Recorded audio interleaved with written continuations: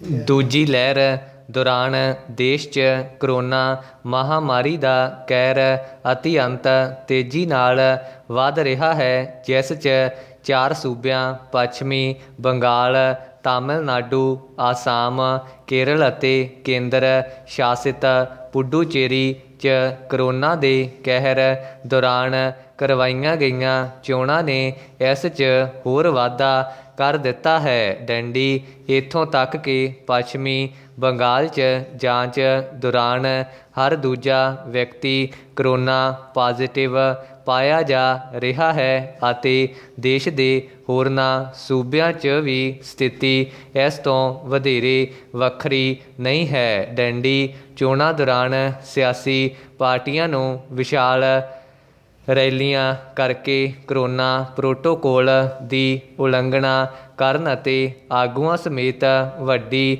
ਗਿਣਤੀ 'ਚ ਲੋਕਾਂ ਵੱਲੋਂ ਬਿਨਾਂ ਮਾਸਕ ਪਹਿਨੇ ਉਹਨਾਂ 'ਚ ਹਿੱਸਾ ਲੈਣ 'ਤੇ ਧਿਆਨ ਨਾ ਦੇਣ ਲਈ ਚੋਣ ਕਮਿਸ਼ਨ ਅੱਜ ਕੱਲ੍ਹ ਆਲੋਚਨਾ ਦਾ ਪਾਤਰ ਬਣਿਆ ਹੋਇਆ ਹੈ, ਜਿਸ ਨੇ ਕਰੋਨਾ ਪ੍ਰੋਟੋਕਾਲ ਦੀ ਉਲੰਘਣਾ ਕਰਨ ਵਾਲੀ ਕਿਸੇ ਪਾਰਟੀ ਜਾਂ ਨੇਤਾ ਵਿਰੁੱਧ ਕਾਰਵਾਈ ਨਹੀਂ ਕੀਤੀ। ਡੰਡੀ ਪੱਛਮੀ ਬੰਗਾਲ 'ਚ 8 ਪੜਾਵਾਂ 'ਚ ਚੋਣਾਂ ਕਰਵਾਉਣ ਦਾ ਹੁਕਮ ਦੇਣ ਅਤੇ 3 ਆਖਰੀ ਬਚੇ ਪੜਾਵਾਂ ਦੀਆਂ ਚੋਣਾਂ ਇੱਕੋ ਵੇਲੇ ਕਰਵਾਉਣ ਦੀ ਮੰਗ 'ਤੇ ਸਹਿਮਤ ਨਾ ਹੋਣ ਲਈ ਵੀ ਚੋਣ ਕਮਿਸ਼ਨ ਦੀ ਆਲੋਚਨਾ ਹੋ ਰਹੀ ਹੈ। ਹਾਲਾਂਕਿ ਉਦੋਂ ਤੱਕ ਇਹ ਸਪਸ਼ਟ ਹੋ ਗਿਆ ਸੀ ਕਿ ਭਾਰਤ ਸਿਹਤ ਸੰਬੰਧੀ ਬਹੁਤ ਵੱਡੇ ਖਤਰੇ 'ਚ ਘਿਰ ਗਿਆ ਹੈ। ਡੰਡੀ ਇਹਨਾਂ ਸਭ ਗੱਲਾਂ ਨੂੰ ਦੇਖਦੇ ਹੋਏ ਮਦਰਾਸ ਹਾਈ ਕੋਰਟ ਦੇ ਚੀਫ ਜਸਟਿਸ ਮਾਣਯੋਗ ਸੰਜੀਵ ਬੈਨਰਜੀ ਅਤੇ ਜਸਟਿਸ ਸੈਥਿਲ ਕੁਮਾਰ ਰਾਮਮੂਰਤੀ 'ਤੇ ਆਧਾਰਿਤ ਬੈਂਚ ਨੇ ਇਨਫੈਕਸ਼ਨ ਦੇ ਪਸਾਰ ਲਈ ਚੋਣ ਕਮਿਸ਼ਨ ਨੂੰ ਸਖਤ ਝਾੜ ਪਾਈ ਹੈ। ਡੰਡੀ ਇੱਕ ਜਨਹਿਤ ਪਟੀਸ਼ਨ 'ਤੇ ਸੁਣਵਾਈ ਕਰਦਿਆਂ ਅਦਾਲਤ ਨੇ ਚੋਣ ਕਮਿਸ਼ਨ ਨੂੰ ਸਭ ਤੋਂ ਗੈਰ ਜ਼ਿੰਮੇਵਾਰ ਸੰਸਥਾ ਦੱਸਿਆ ਅਤੇ ਕਿਹਾ ਕਿ ਇਸ ਦੇ ਅਧਿਕਾਰੀਆਂ ਵਿਰੁੱਧ ਕਤਲ ਦੇ ਦੋਸ਼ਾਂ ਹੇਠ ਵੀ ਮਾਮਲਾ ਦਰਜ ਕੀਤਾ ਜਾ ਸਕਦਾ ਹੈ। ਡੰਡੀ ਅਦਾਲਤ ਨੇ ਕਿਹਾ, ਜਦੋਂ ਸਿਆਸੀ ਰੈਲੀਆਂ ਹੋ ਰਹੀਆਂ ਸਨ ਉਸ ਸਮੇਂ ਕਿ ਤੁਸੀਂ ਕਿਸੇ ਦੂਜੇ ਗ੍ਰਹਿ 'ਤੇ ਸੀ। ਡੰਡੀ ਚੋਣਾਂ ਲਈ ਸਿਆਸੀ ਪਾਰਟੀਆਂ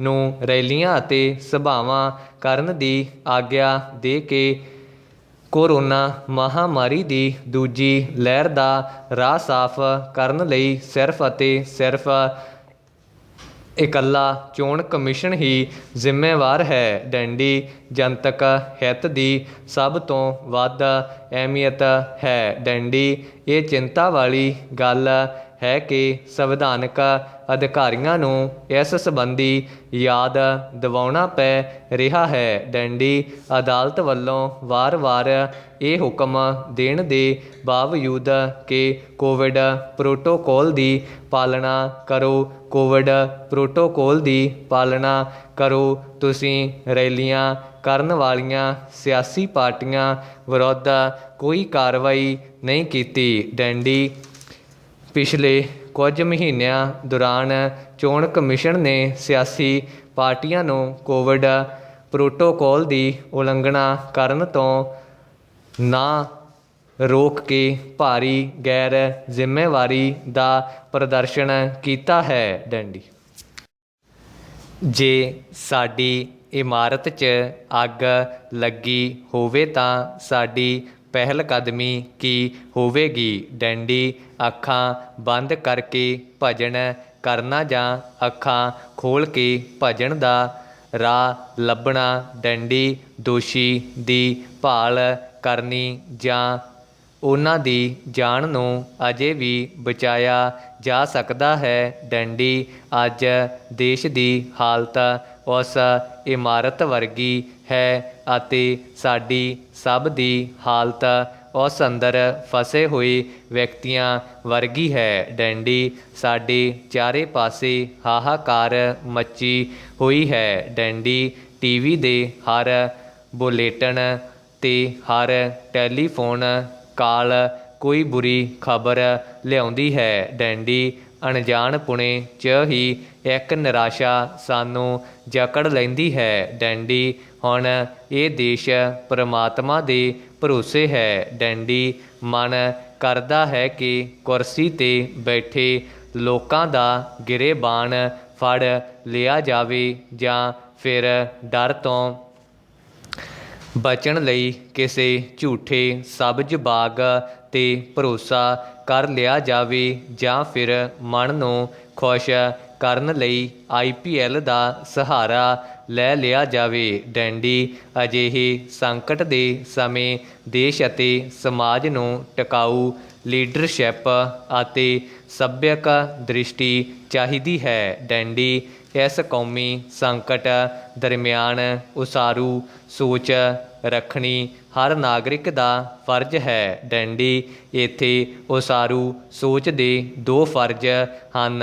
ਡੰਡੀ ਪਹਿਲਾ ਹਾਂ ਪੱਖੀ ਗੱਲਾਂ ਤੋਂ ਬਚਣਾ ਅਤੇ ਨਿੰਦਾ ਸੁੱਖ ਤੋਂ ਪਰਹੇਜ਼ ਕਰਨਾ। ਡੰਡੀ ਦੂਜਾ ਫਰਜ਼ ਹੈ ਸੱਚ ਦਾ ਮੁਕਾਬਲਾ ਕਰਨਾ, ਹੱਲ ਦੇ ਸੂਤਰ ਲੱਭਣੇ ਅਤੇ ਸੰਕਟ ਮੋਚਣ ਦਾ ਰਾਹ ਪੱਧਰਾ ਕਰਨਾ। ਡੰਡੀ ਇੱਥੇ ਉਸਾਰੂ ਸੋਚ ਦਾ ਇੱਕ ਅਰਥ ਸੋਚ ਨਹੀਂ ਹੋ ਸਕਦਾ। ਡੰਡੀ ਅੱਜ ਕੱਲ੍ਹ ਚਾਰੇ ਪਾਸਿਓਂ ਆਲੋਚਨਾ ਦੀ ਮਾਰ ਸਹਿ ਰਹੀ ਸੱਤਾ ਧਿਰ ਵੀ ਉਸਾਰੂ ਸੋਚ ਦੀ ਦੁਹਾਈ ਦਿੰਦੀ ਨਜ਼ਰ ਆ ਰਹੀ ਹੈ। ਪਰ ਸੱਤਾ ਧਿਰ ਲਈ ਉਸਾਰੂ ਸੋਚ ਦਾ ਅਰਥ ਇਹ ਨਹੀਂ ਹੁੰਦਾ ਕਿ ਸੱਚ 'ਤੇ ਪਰਦਾ ਪਾ ਦਿੱਤਾ ਜਾਵੇ ਅਤੇ ਕਿਸੇ ਤਰ੍ਹਾਂ ਦੀ ਚੋਟੀ ਦੀ ਲੀਡਰਸ਼ਿਪ ਨੂੰ ਬਚਾ ਲਿਆ ਜਾਵੇ। ਡੰਡੀ ਕਈ ਸਰਕਾਰੀ ਅਤੇ ਦਰਬਾਰੀ ਲੋਕ ਲੈ ਦੇ ਕੇ ਕਿਸੇ ਪ੍ਰਚਾਰ 'ਚ ਜੁਟੇ ਹਨ ਕਿ ਹਾਲਾਤ ਇੰਨੇ ਭਿਆਨਕ ਨਹੀਂ ਹਨ ਜਿੰਨੇ ਨਜ਼ਰ ਆ ਰਹੇ ਹਨ। ਡੰਡੀ ਅਜਿਹੇ ਅੰਕੜੇ ਜੁਟਾਏ ਜਾ ਰਹੇ ਹਨ ਕਿ ਜੋ ਇਹ ਵਿਖਾ ਸਕਣ ਕਿ ਇਹ ਮਹਾਂਮਾਰੀ ਜਲਦੀ ਹੀ ਕਾਬੂ 'ਚ ਆਉਣ ਵਾਲੀ ਹੈ ਜਾਂ ਫਿਰ ਅਜਿਹੀਆਂ ਦਲੀਲਾਂ ਦਿੱਤੀਆਂ ਜਾ ਰਹੀਆਂ ਹਨ ਜਿਵੇਂ ਇਹ ਤਾਂ ਹੋਣਾ ਹੀ ਸੀ। ਡੰਡੀ ਅਚਾਨਕ ਨਵੀਂ ਵਾਇਰਸ ਦੀ ਮਾਰ ਅੱਗੇ ਭਲਾ ਸਰਕਾਰ ਕੀ ਕਰ ਸਕਦੀ ਹੈ। ਡੰਡੀ WhatsApp ਰਾਹੀਂ ਸਾਨੂੰ ਘੁਸਰ ਮੁਸਰ ਕਰਕੇ ਇਹ ਦੱਸਿਆ ਜਾ ਰਿਹਾ ਹੈ ਕਿ ਮੋਦੀ ਜੀ ਨੇ ਅਣਥੱਕ ਯਤਨ ਕੀਤੇ। ਡੰਡੀ ਹੁਣ ਸੂਬਾਈ ਸਰਕਾਰਾਂ ਹੀ ਨਾ ਮੰਨਣ ਤਾਂ ਉਹ ਵਿਚਾਰੇ ਕੀ ਕਰਨ। ਡੰਡੀ ਇਸ ਸੰਕਟ ਦਰਮਿਆਨ ਪੂਰੇ ਦੇਸ਼ ਦੇ ਨੁਕਸਾਨ ਦੀ ਬਜਾਏ ਇੱਕ ਵਿਅਕਤੀ ਦੇ ਅਕਸ ਦੀ ਚਿੰਤਾ ਕਰਨੀ ਅਸ਼ੋਭਨੀਕ ਹੀ ਨਹੀਂ, ਇੱਕ ਅਸ਼ਲੀਲ ਹਰਕਤ ਵੀ ਹੈ। ਡੰਡੀ ਦੂਜੇ ਪਾਸੇ ਵਿਰੋਧੀ ਧਿਰ ਕੋਲੋਂ ਉਸਾਰੂ ਸੋਚ ਦੀ ਆਵਾਜ਼ ਆਉਂਦੀ ਹੈ। ਡੰਡੀ ਇੰਝ ਲੱਗਦਾ ਹੈ ਕਿ ਜਿਵੇਂ ਇਸ ਸੰਕਟ 'ਚ ਕੁਝ ਲੋਕਾਂ ਨੂੰ ਮਜ਼ਾ ਆ ਰਿਹਾ ਹੈ। ਸੱਤਾ ਧਿਰ ਅਤੇ ਪ੍ਰਧਾਨ ਮੰਤਰੀ ਪ੍ਰਤੀ ਖੁੰਦਕ ਕੱਢਣ ਦਾ ਚੰਗਾ ਮੌਕਾ ਮਿਲ ਗਿਆ ਹੈ। ਡੰਡੀ ਜੇ ਵਿਅਕਤੀ ਹੀ ਮਰ ਜਾਵੇ ਤਾਂ ਫਿਰ ਹਸਪਤਾਲ ਅਤੇ ਬੈੱਡ ਦੀ ਕੀ ਤੁੱਕ ਰਹਿ ਜਾਂਦੀ ਹੈ। ਡੰਡੀ ਪ੍ਰਸ਼ਾਸਨ ਨਿਰਾਸ਼ਾਜਨਕ ਤੇ ਬੇਕਾਰ ਨਜ਼ਰ ਆ ਰਿਹਾ ਹੈ। ਡੰਡੀ ਮਾਪਿਆਂ ਅਤੇ ਰਿਸ਼ਤੇਦਾਰਾਂ ਦੀ ਨਾਰਾਜ਼ਗੀ ਅਤੇ ਗੁੱਸਾ ਮੂਰਛਿਤ ਹੋਏ ਦੇਸ਼ ਨੂੰ ਜਗਾਉਣ ਦੀ ਕੋਸ਼ਿਸ਼ ਕਰ ਰਿਹਾ ਹੈ। ਡੰਡੀ। ਦਿੱਲੀ, ਯੂਪੀ ਅਤੇ ਹਰਿਆਣਾ 'ਚ ਆਕਸੀਜਨ ਦੀ ਕਮੀ ਕਾਰਨ 140 ਤੋਂ ਵੱਧ ਵਿਅਕਤੀ ਦਮ ਤੋੜ ਚੁੱਕੇ ਹਨ। ਡੰਡੀ। ਪੀੜਤ ਲੋਕ ਭੀਖ ਮੰਗਦੇ ਨਜ਼ਰ ਆ ਰਹੇ ਹਨ। ਡੰਡੀ।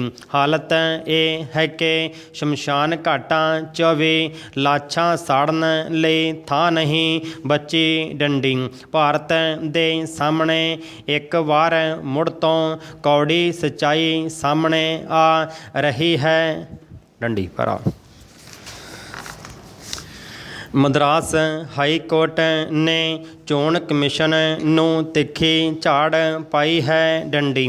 ਅਦਾਲਤ ਨੇ ਕਿਹਾ ਕਿ ਵਾਇਰਸ ਦੀ ਦੂਜੀ ਲਹਿਰ ਦੇ ਦੁਬਾਰਾ ਆਉਣ ਲਈ ਚੋਣ ਕਮਿਸ਼ਨ ਦੀ ਭੂਮਿਕਾ ਗੈਰ ਜ਼ਿੰਮੇਵਾਰਾਨਾ ਹੈ। ਡੰਡੀ। ਚੋਣ ਕਮਿਸ਼ਨ ਸਭ ਤੋਂ ਗੈਰ ਜ਼ਿੰਮੇਵਾਰ ਅਦਾਰਾ ਹੈ। ਡੰਡੀ। ਅਦਾਲਤ ਨੇ ਇਹ ਵੀ ਕਿਹਾ ਕਿ ਕਿਉਂ ਨਾ ਚੋਣ ਕਮਿਸ਼ਨ ਦੇ ਅਧਿਕਾਰੀਆਂ ਵਿਰੁੱਧ ਕਤਲ ਦਾ ਮਾਮਲਾ ਦਰਜ ਹੋਵੇ, ਜਿਸ ਨੇ ਸਿਆਸੀ ਪਾਰਟੀਆਂ ਨੂੰ ਵਿਸ਼ਾਲ ਰੈਲੀਆਂ ਅਤੇ ਜਲੂਸ ਕੱਢਣ ਦੀ ਆਗਿਆ ਦਿੱਤੀ। ਡੰਡੀ। ਅਦਾਲਤ ਨੇ ਧਮਕੀ ਦਿੱਤੀ ਹੈ ਕਿ ਜੇ ਕੋਵਿਡ-19 ਪ੍ਰੋਟੋਕਾਲਜ਼ ਨਾਲ ਅਸਰਦਾਰ ਕਦਮਾਂ ਦਾ ਬਲਿਊ ਪ੍ਰਿੰਟ ਸਹੀ ਢੰਗ ਨਾਲ ਨਾ ਰੱਖਿਆ ਗਿਆ ਤਾਂ 2 ਮਈ ਨੂੰ ਵੋਟਾਂ ਦੀ ਗਿਣਤੀ ਰੋਕ ਦਿੱਤੀ ਜਾਵੇਗੀ। ਡੰਡੀ ਭਰਾ। ਸਵਾਲ ਇਹ ਹੈ ਕਿ ਚੋਣਾਂ ਸਾਡੇ ਆਗੂਆਂ ਲਈ ਸਭ ਕੁਝ ਹਨ। ਡੰਡੀ। ਕਿ ਉਹਨਾਂ ਲਈ ਮਨੁੱਖੀ ਜ਼ਿੰਦਗੀ ਦੀ ਕੋਈ ਅਹਿਮੀਅਤ ਨਹੀਂ। ਡੰਡੀ। 4 ਸੂਬਿਆਂ ਅਤੇ ਇੱਕ ਕੇਂਦਰ ਸ਼ਾਸਿਤ ਖੇਤਰ 'ਚ ਚੋਣ ਕਮਿਸ਼ਨ ਨੇ ਰੈਲੀਆਂ ਦੀ ਆਗਿਆ ਕਿਉਂ ਦਿੱਤੀ? ਪ੍ਰਸ਼ਨ ਚਿੰਨ੍ਹ। ਪੱਛਮੀ ਬੰਗਾਲ ਦੀਆਂ ਆਖਰੀ 2 ਪੜਾਵਾਂ ਦੀਆਂ ਚੋਣਾਂ ਲਈ ਵੀ ਇਹ ਆਗਿਆ ਦਿੱਤੀ ਗਈ। ਡੰਡੀ। ਚੋਣਾਂ ਦੌਰਾਨ ਵਿਸ਼ਾਲ ਰੈਲੀਆਂ ਅਤੇ ਰੋਡ ਸ਼ੋਅ ਆਯੋਜਿਤ ਹੋਏ। ਡੰਡੀ। ਵਿਧਾਨ ਸਭਾਵਾਂ ਦੀਆਂ ਚੋਣਾਂ ਵਾਲੇ ਸੂਬੇ 'ਚ ਕੋਵਿਡ-19 ਦੇ ਮਾਮਲੇ ਦਿੱਲੀ ਤੋਂ 5 ਗੁਣਾ ਵੱਧ ਅਤੇ ਮਹਾਰਾਸ਼ਟਰ ਤੋਂ 10 ਗੁਣਾ ਵੱਧ ਨਜ਼ਰ ਆਏ। ਡੰਡੀ।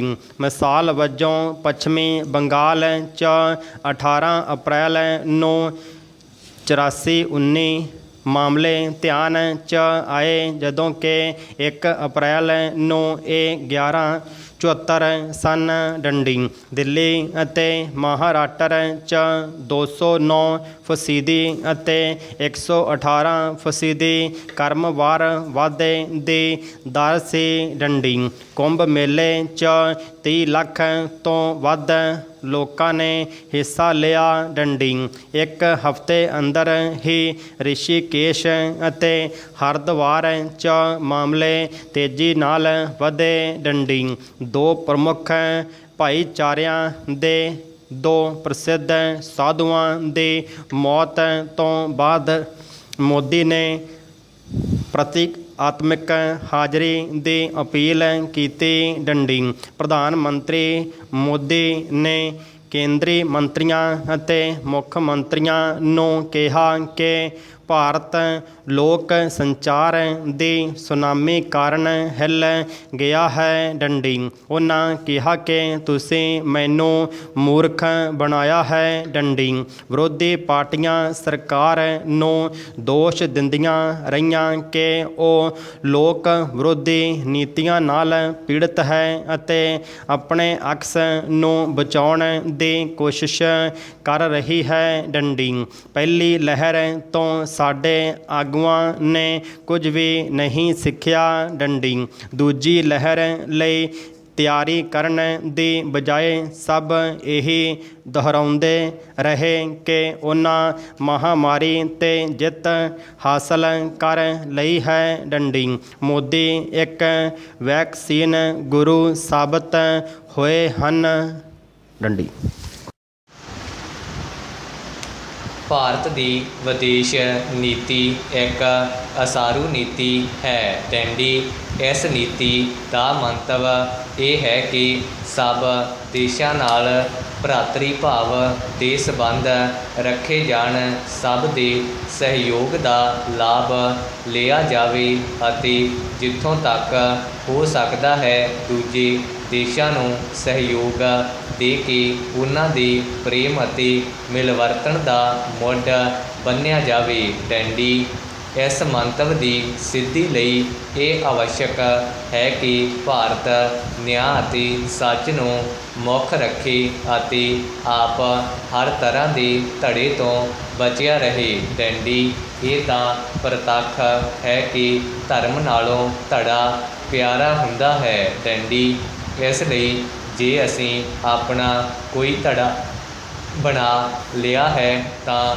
ਫਿਰ ਉਸ ਧੜੇ ਦੀ ਨੀਤੀ ਅਨੁਸਾਰ ਚੱਲਣਾ ਸਾਡਾ ਧਰਮ ਹੋ ਜਾਂਦਾ ਹੈ ਅਤੇ ਸਾਡੀ ਆਪਣੀ ਨੀਤੀ ਕੋਈ ਨਹੀਂ ਰਹਿ ਜਾਂਦੀ। ਡੈਂਡੀ ਭਾਰਤ ਨੇ ਇਸ ਸਿਧਾਂਤ ਨੂੰ ਆਰੰਭ ਵਿੱਚ ਹੀ ਮੰਨ ਲਿਆ ਹੈ। ਡੈਂਡੀ ਇਸ ਦਾ ਨਤੀਜਾ ਇਹ ਹੋਇਆ ਹੈ ਕਿ ਸੰਸਾਰ ਦੇ ਦੋਹਾਂ ਹੀ ਧੜਿਆਂ ਵਿੱਚੋਂ ਇੱਕ ਅਮਰੀਕਾ ਦਾ ਧੜਾ ਹੈ ਜੋ ਪੂੰਜੀਪਤੀ ਹਨ ਅਤੇ ਦੂਜਾ ਰੂਸ, ਚੀਨ ਆਦਿ ਦਾ ਧੜਾ ਹੈ ਜੋ ਪੂੰਜੀਵਾਦ ਦੇ ਵਿਰੁੱਧ ਹਨ। ਡੈਂਡੀ ਭਾਰਤ ਨੇ ਆਪਣੇ ਆਪ ਨੂੰ ਕਿਸੇ ਨਾਲ ਸ਼ਾਮਲ ਨਹੀਂ ਕੀਤਾ, ਸਗੋਂ ਨਿਆਂ ਉੱਤੇ ਰਹਿ ਕੇ ਚੀਨ ਨੂੰ ਸੰਯੁਕਤ ਰਾਸ਼ਟਰ ਵਿੱਚ ਮੈਂਬਰ ਬਣਾਉਣ ਦੇ ਪੱਖ ਵਿੱਚ ਸਭ ਤੋਂ ਪਹਿਲਾਂ ਪ੍ਰਸਤਾਵ ਪੇਸ਼ ਕੀਤਾ।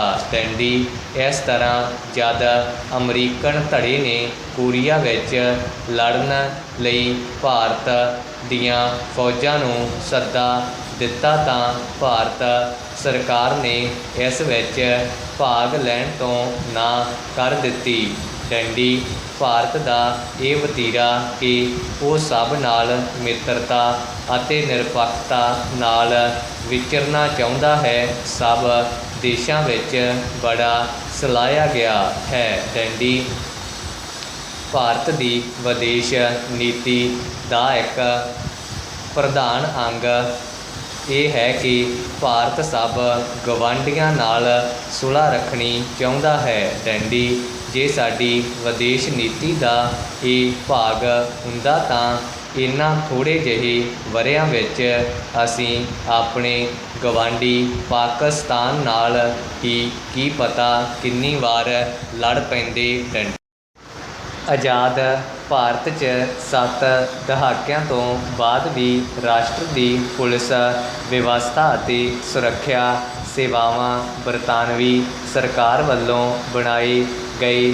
ਕਾਨੂੰਨ, ਪੁਲਿਸ ਐਕਟ 1861 ਅਤੇ ਹੋਰ ਪੁਲਿਸ ਗਾਈਡਲਾਈਨ ਅਤੇ ਨਿਯਮ 1857 1937 ਅਧੀਨ ਸੰਚਾਲਿਤ ਹਨ।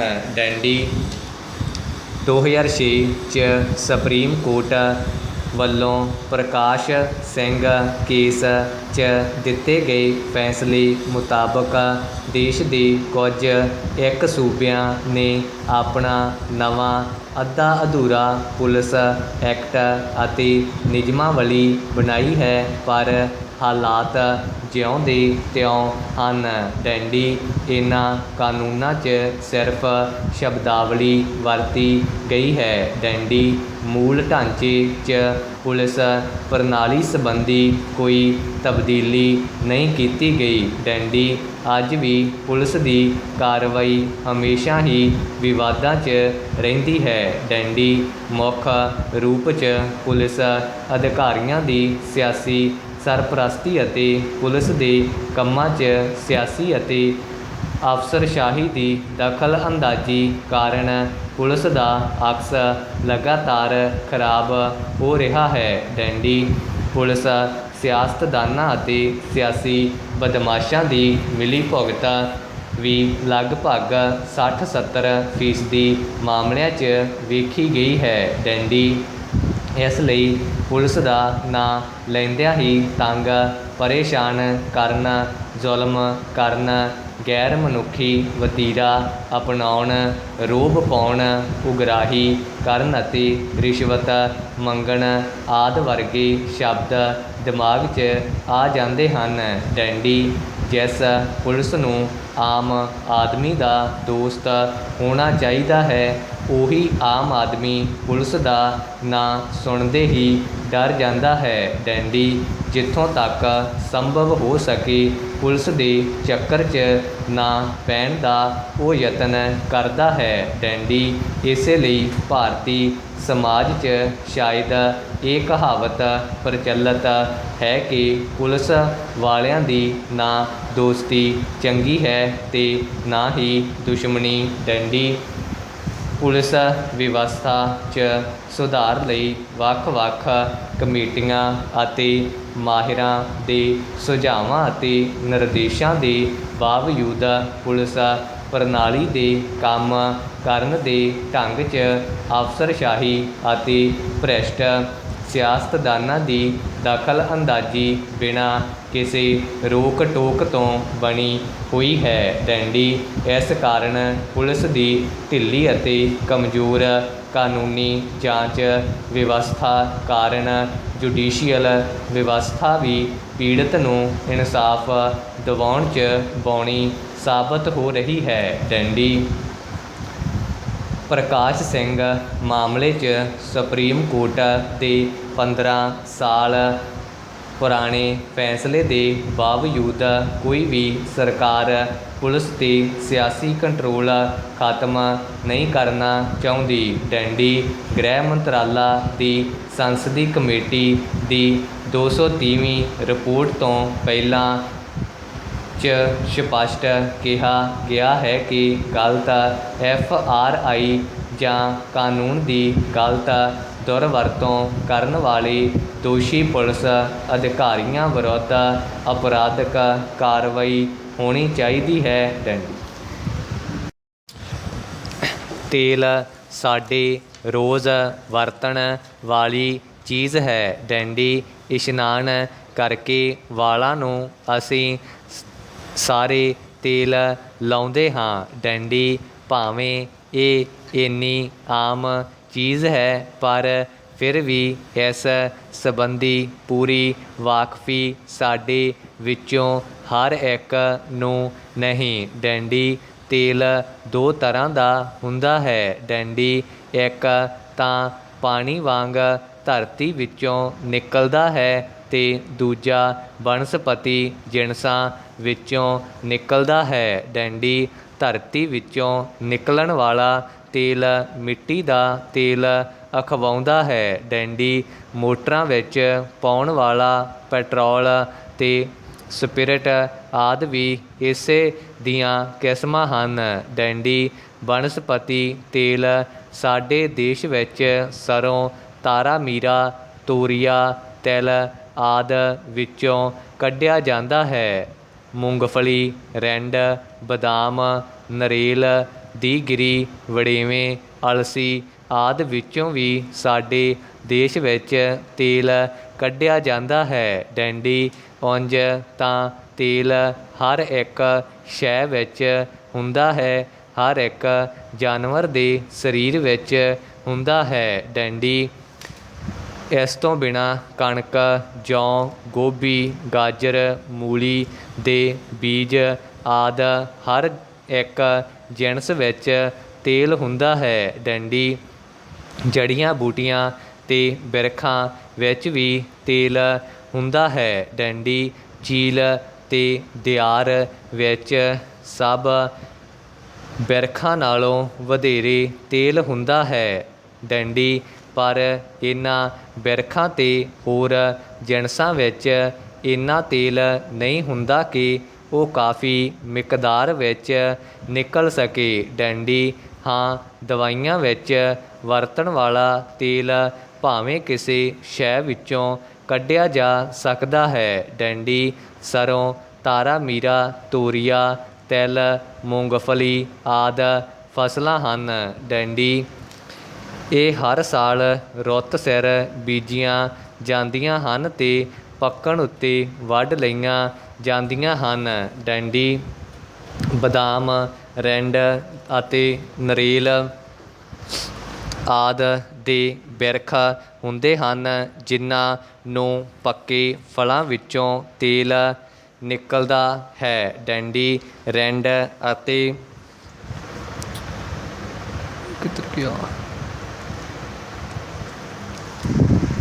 ਸਾਡੇ ਪੰਜਾਬ ਵਿੱਚ ਹਰ ਥਾਂ ਉੱਗ ਖਲੋਂਦਾ ਹੈ। ਡੰਡੀ ਬਦਾਮ ਠੰਡੇ ਅਤੇ ਖੁਸ਼ਕ ਥਾਵਾਂ ਦਾ ਬਿਰਖ ਹੈ। ਡੰਡੀ ਨਾਰੀਅਲ ਵੀ ਖੁਸ਼ਕ ਥਾਵਾਂ ਵਿੱਚ ਵਧੇਰੇ ਹੁੰਦਾ ਹੈ। ਡੰਡੀ ਸਾਡੇ ਦੇਸ਼ ਵਿੱਚ ਬਹੁਤਾ ਤੇਲ ਜਿਣਸਾਂ ਵਿੱਚੋਂ ਨਿਕਲਦਾ ਹੈ। ਡੰਡੀ ਸਰੋਂ ਅਤੇ ਤਾਰਾ ਮੀਰਾ ਆਦਿ ਜਿਣਸਾਂ ਭਾਦਰੋਂ ਅੱਸੂ ਵਿੱਚ ਬੀਜਦੇ ਹਾਂ ਅਤੇ ਫੱਗਣ ਚੇਤਰ ਵਿੱਚ ਇਹਨਾਂ ਦੀ ਫਸਲ ਪੱਕ ਜਾਂਦੀ ਹੈ। ਡੰਡੀ ਤੇਲ ਵਾਲੀਆਂ ਜਿਣਸਾਂ ਨੂੰ ਬਹੁਤ ਪਾਣੀ ਦੀ ਲੋੜ ਨਹੀਂ ਹੁੰਦੀ। ਡੰਡੀ ਧਰਤੀ ਵੀ ਨਰਮ ਹੋਵੇ ਤਾਂ ਚੰਗੀ ਹੁੰਦੀ ਹੈ। ਡੰਡੀ ਸਰੋਂ ਦਾ ਤੇਲ ਪਿੰਡ ਵਿੱਚ ਅਜੇ ਤੱਕ ਪੁਰਾਣੇ ਢੰਗ ਨਾਲ ਹੀ ਨਿਕਲਦਾ ਹੈ। ਡੰਡੀ ਕਿਸਾਨ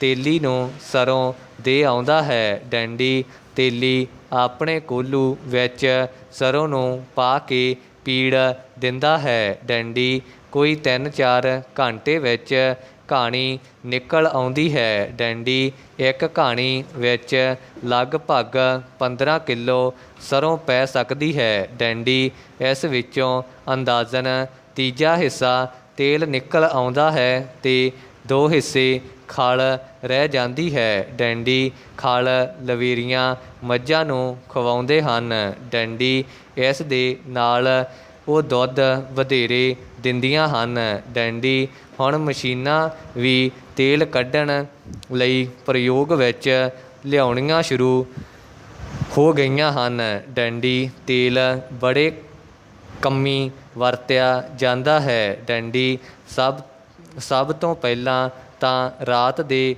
ਹਨੇਰੇ ਵਿੱਚ ਪ੍ਰਕਾਸ਼ ਕਰਨ ਵੇਲੇ ਦੀਵੇ ਦੀ ਜਿੰਦ ਜਾਨ ਤੇਲ ਹੈ। ਡੰਡੀ ਦੀਵੇ ਵਿੱਚ ਬੱਤੀ ਰਾਹੀਂ ਤੇਲ ਸੜਦਾ ਹੈ। ਡੰਡੀ ਤੇਲ ਨਿਰਾਪੁਰਾ ਹਨੇਰੇ ਵਿੱਚ ਚਾਨਣ ਹੀ ਨਹੀਂ ਕਰਦਾ, ਸਗੋਂ ਦੁਨੀਆ ਵਿੱਚ ਸਾਰੀ ਕੁਲਾਇਸ਼ ਦਾ ਦਾਤਾ ਤੇਲ ਹੈ। ਡੰਡੀ ਮਨੁੱਖੀ ਅੰਗਾਂ ਵਿੱਚ ਮਸ਼ੀਨਾਂ ਵਿੱਚ ਤੇਲ ਨਾਲ ਨਰਮਾਈ ਆ ਜਾਂਦੀ ਹੈ। ਡੰਡੀ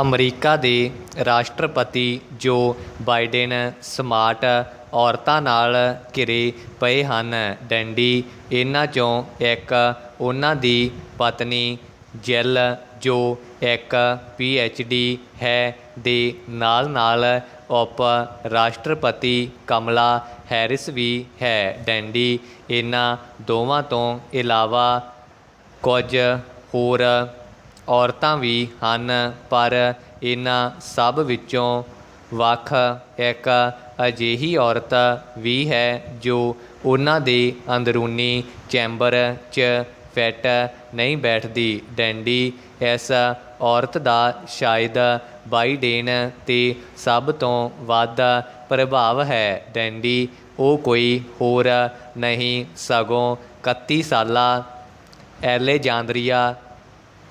ਓਕਾਸੀਓ-ਕੋਰਤੇਜ ਹੈ, ਜੋ ਅਮਰੀਕੀ ਕਾਂਗਰਸ 'ਚ ਆਪਣੀਆਂ ਸੇਵਾਵਾਂ ਦੇਣ ਵਾਲੀ ਸਭ ਤੋਂ ਨੌਜਵਾਨ ਔਰਤ ਸੀ। ਡੰਡੀ 2016 'ਚ ਅਮਰੀਕੀ ਸੈਨੇਟਰ ਬਰਨੀ ਸੈਂਡਰਸ ਦੇ ਰਾਸ਼ਟਰਪਤੀ ਦੀ ਮੁਹਿੰਮ ਲਈ ਐਲੇਜਾਂਦਰੀਆ ਇੱਕ ਆਰਗੇਨਾਈਜ਼ਰ ਸੀ। ਡੰਡੀ ਆਪਣੀ ਮਾਂ ਦੀ ਮਦਦ ਕਰਨ ਲਈ ਉਹ ਵੇਟਰਸ ਅਤੇ ਖਾਣ ਪੀਣ ਦਾ ਕੰਮ ਕਰਨ ਵਾਲੀ ਇੱਕ ਔਰਤ ਵਜੋਂ ਕੰਮ ਕਰ ਚੁੱਕੀ ਹੈ। ਡੰਡੀ ਇਸ ਤੋਂ ਇਲਾਵਾ ਘਰ ਨੂੰ ਸਾਫ਼ ਰੱਖਣ ਵਾਲੀ ਅਤੇ ਇੱਕ ਸਕੂਲ ਬੱਸ ਦੀ ਡਰਾਈਵਰ ਵੀ ਉਹ ਰਹਿ ਚੁੱਕੀ ਹੈ। ਡੰਡੀ ਸਪੇਨ ਨਾਲ ਸੰਬੰਧ ਰੱਖਣ ਵਾਲੀ ਗੋਰੀ ਐਲੇਜਾਂਦਰੀਆ ਖੂਬਸੂਰਤ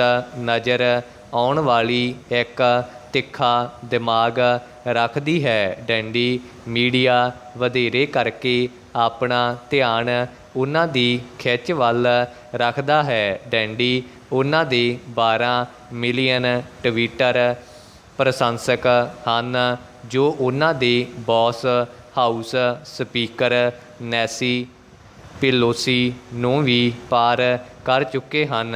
ਡੰਡੀ ਇਸ ਤੋਂ ਇਲਾਵਾ ਉਹਨਾਂ ਦੇ 9 ਮਿਲੀਅਨ ਇੰਸਟਾਗ੍ਰਾਮ ਪ੍ਰਸ਼ੰਸਕ ਅਤੇ ਲਗਭਗ 1 ਮਿਲੀਅਨ ਫੇਸਬੁੱਕ ਪ੍ਰਸ਼ੰਸਕ ਵੀ ਹਨ।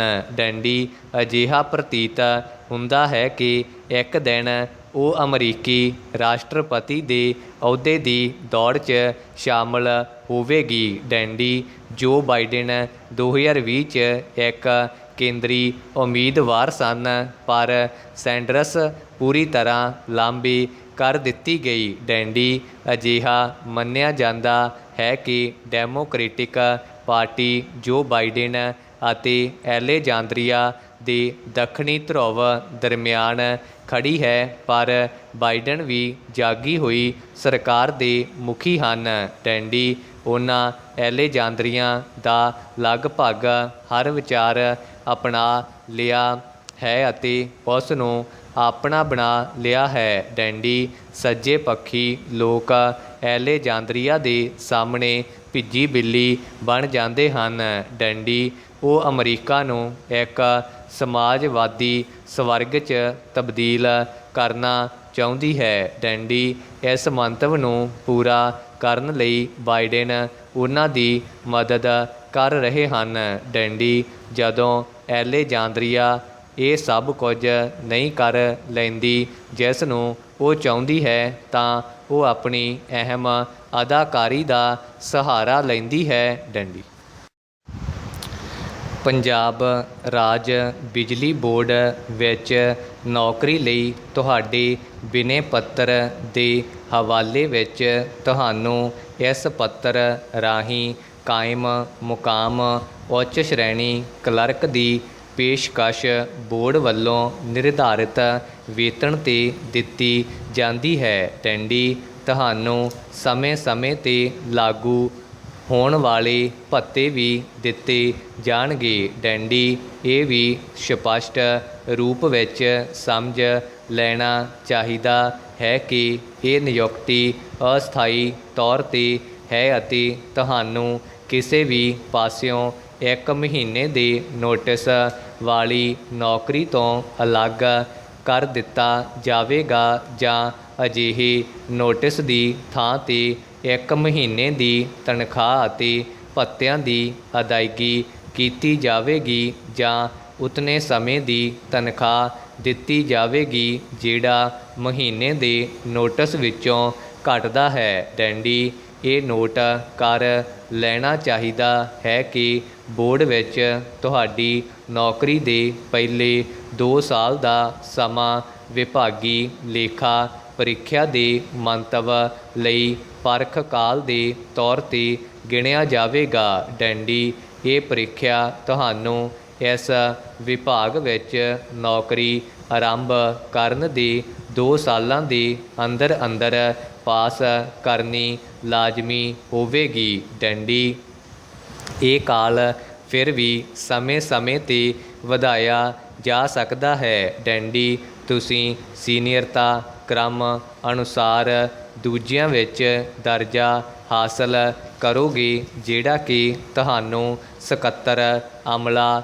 ਚੋਣ ਕਮੇਟੀ ਪੰਜਾਬ ਰਾਜ ਬਿਜਲੀ ਬੋਰਡ ਵੱਲੋਂ ਦਿੱਤਾ ਗਿਆ ਹੈ ਅਤੇ ਤੁਸੀਂ ਉਕਤ ਕਮੇਟੀ ਵੱਲੋਂ ਹੋਰ ਉਮੀਦਵਾਰਾਂ ਦੀ ਮਿੱਥੀ ਸੀਨੀਅਰਤਾ ਦੇ ਹੱਕ 'ਤੇ ਕਿੰਤੂ ਪ੍ਰੰਤੂ ਨਹੀਂ ਕਰੋਗੇ। ਡੰਡੀ ਫਿਰ ਵੀ ਜੇ ਤੁਸੀਂ ਬੋਰਡ ਵਿੱਚ ਨੌਕਰੀ ਕਰਨ ਦੇ 2 ਸਾਲ ਦੇ ਅੰਦਰ ਅੰਦਰ ਵਿਭਾਗੀ ਲੇਖਾ ਪ੍ਰੀਖਿਆ ਪਾਸ ਨਹੀਂ ਕਰ ਸਕਦੇ ਤਾਂ ਤੁਸੀਂ ਫਾਲਤੂ ਸਮੇਂ ਲਈ ਜਿਹੜਾ ਕਿ ਤੁਸੀਂ ਪ੍ਰੀਖਿਆ ਪਾਸ ਕਰਨ ਲਈ ਲੈਂਦੇ ਹੋ ਸੀਨੀਅਰਤਾ ਖੋ ਬੈਠੋਗੇ। ਡੰਡੀ ਤੁਸੀਂ ਉਤਨੀ ਦੇਰ ਤੱਕ ਪੱਕੇ ਤੌਰ 'ਤੇ ਖਾਲੀ ਪਦ 'ਤੇ ਮੂਲ ਰੂਪ ਵਿੱਚ ਨਿਯੁਕਤ नहीं ठहराई जाओगी जिन्नी देर तक उपरोक्त विभागी लेखा ਪ੍ਰੀਖਿਆ पास नहीं कर लेंदे। डैंडी जेकर तुसीं इस नियुक्ति ਦੇ 3 ਸਾਲਾਂ ਦੇ अंदर अंदर मुकम्मल तौर ਤੇ विभागी लेखा ਪ੍ਰੀਖਿਆ पास नहीं कर लेंदे तां तुहाडी सालाना तरक्की जो कि इस नियुक्ति ਦੇ ਪਹਿਲੇ 2 ਸਾਲਾਂ ਬਾਅਦ ਅਦਾਇਗੀ ਯੋਗ ਹੁੰਦੀ ਹੈ ਉਨੀ ਦੇਰ ਤੱਕ ਰੋਕ ਲਈ ਜਾਵੇਗੀ ਜਿੰਨੀ ਦੇਰ ਤੱਕ ਤੁਸੀਂ ਇਹ ਪ੍ਰੀਖਿਆ ਪਾਸ ਨਹੀਂ ਕਰ ਲੈਂਦੇ ਅਤੇ ਤੁਹਾਡੀ ਪ੍ਰੀਖਿਆ ਪਾਸ ਕਰਨ 'ਤੇ ਵੀ ਇਹ ਪੂਰਵ ਪ੍ਰਭਾਵੀ ਅਸਰ ਤੋਂ ਨਹੀਂ ਦਿੱਤੀ ਜਾਵੇਗੀ। ਡੈਂਡੀ ਪ੍ਰੀਖਿਆ ਪਾਸ ਕਰਨ 'ਤੇ ਤੁਸੀਂ ਪ੍ਰੀਖਿਆ ਖਤਮ ਹੋਣ ਦੀ ਮਿਤੀ ਤੋਂ ਉਸ ਤਨਖਾਹ ਦਰ ਦੀ ਪ੍ਰਾਪਤੀ ਦੇ ਹੱਕਦਾਰ ਹੋਵੋਗੇ ਜਿਹੜੀ ਤੁਹਾਨੂੰ ਉਸ ਸਮੇਂ ਮਿਲਣ ਯੋਗ ਸੀ। ਡੈਂਡੀ ਤੁਹਾਡੀ ਨਿਯੁਕਤੀ ਦੀ ਮਿਤੀ ਤੋਂ 6 ਮਹੀਨੇ ਦੀ ਸਮਾਪਤੀ ਬਾਅਦ ਹੋਈਆਂ 5 ਲਗਾਤਾਰ ਪ੍ਰੀਖਿਆਵਾਂ ਵਿੱਚੋਂ ਕਿਸੇ ਵੀ ਸਫਲ ਨਾ ਹੋਣ ਦੀ ਸੂਰਤ ਵਿੱਚ ਤੁਹਾਡੀ ਨਿਯੁਕਤੀ ਖਤਮ ਕੀਤੀ ਜਾ ਸਕਦੀ ਹੈ। ਡੈਂਡੀ ਤੁਹਾਡੀ ਨਿਯੁਕਤੀ ਹੈੱਡ ਆਫਿਸ ਕਾਡਰ ਵਿੱਚ ਹੋਵੇਗੀ ਫਿਰ ਵੀ ਤੁਸੀਂ ਪੰਜਾਬ ਰਾਜ ਬਿਜਲੀ ਬੋਰਡ ਦੇ ਕਿਸੇ ਵੀ ਦਫ਼ਤਰ ਪ੍ਰਬੰਧ ਬੋਰਡ ਬਿਆਸ ਉਸਾਰੀ ਬੋਰਡ ਹਾਈਡਲ ਪ੍ਰਬੰਧ ਜਾਂ ਕਿਸੇ ਹੋਰ ਸੰਸਥਾਪਿਤ ਦਫ਼ਤਰ ਵਿੱਚ ਜੋ ਕਿ ਪੰਜਾਬ ਰਾਜ ਬਿਜਲੀ ਬੋਰਡ ਦੇ ਮੁੱਖ ਦਫ਼ਤਰ ਪੰਜਾਬ ਹਰਿਆਣਾ ਦਿੱਲੀ ਹਿਮਾਚਲ ਪ੍ਰਦੇਸ਼ ਅਤੇ ਯੂਨੀਅਨ ਟੈਰਾਟਰੀ ਚੰਡੀਗੜ੍ਹ ਜਾਂ ਹੋਰ ਕਿਸੇ ਨਾਲ ਸੰਬੰਧਿਤ ਹੈ ਵਿੱਚ ਬਦਲੇ ਜਾ ਸਕਦੇ ਹਨ। ਡੈਂਡੀ ਜੇਕਰ ਤੁਸੀਂ ਇਸ ਸਮੇਂ ਬੋਰਡ ਦੇ ਇਲਾਵਾ ਕੇਂਦਰ ਸਰਕਾਰ ਕਿਸੇ ਖੁਦਮੁਖਤਿਆਰ ਸੰਸਥਾ ਆਦਿ ਦੇ ਅਧੀਨ ਨੌਕਰੀ ਕਰਦੇ ਹੋ ਤਾਂ ਤੁਹਾਨੂੰ ਬੋਰਡ ਦੀ ਨੌਕਰੀ ਵਿੱਚ ਆਉਣ ਤੋਂ ਪਹਿਲਾਂ ਮੌਜੂਦਾ ਨੌਕਰੀ ਤੋਂ ਤਿਆਗ ਪੱਤਰ ਦੇਣਾ ਪਵੇਗਾ। ਡੈਂਡੀ